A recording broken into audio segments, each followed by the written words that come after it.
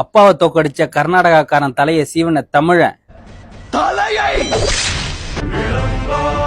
Pallava பேரரசோட super star Narasimhavarma பல்லவரை பற்றி தெரியுமா? 18 மன்னர்களை தோக்கடிச்சு ஒட்டுமொத்த வட இந்தியாவே கட்டி ஆண்ட ஹர்ஷவர்தனையே ஜெயிச்ச கர்நாடக பேரரசன் 2ஆம் புலிகேசி. இவங்களோட ஒட்டுமொத்த ராஜ்யம் எவ்வளவு பெருசுன்னு பாஸ் பண்ணி பாருங்க. அப்பா மகேந்திரவர்ம பல்லவர் மேல சூரமாரம், மணிமங்கலம், பரியலூர், புல்லலூர் போர்களை நடத்தி ஒட்டுமொத்த பல்லவ நிலப்பரப்பையே ஆக்கிரமிச்சிட்டான் 2ஆம் புலிகேசி. மகேந்திரவர்ம பல்லவரால இழந்த நிலங்களை மீட்க முடியாம போயிடுது.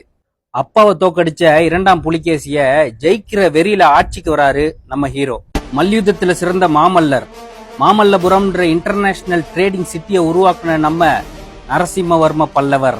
இந்தியாவின் மிகப்பெரிய பேரரசன் 2ஆம் புலிகேசியோட தலைநகரம் வாதாபியை நோக்கி பல்லவ படைகள் கிளம்புது. வாதாபி தலைநகரத்தின் மேல போர ஆரம்பிச்சிட்டாரு நம்ம நரசிம்மவர்ம பல்லவர்.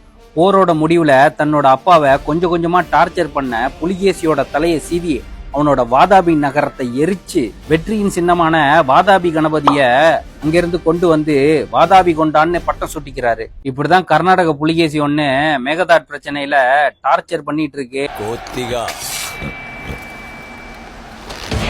எப்பவுமே கர்நாடகக்காரனுக்கும் தமிழனுக்கும் பிரச்சனையா தான் இருக்கோ? உங்க கருத்தை கமெண்ட்ஸ்ல சொல்லுங்க.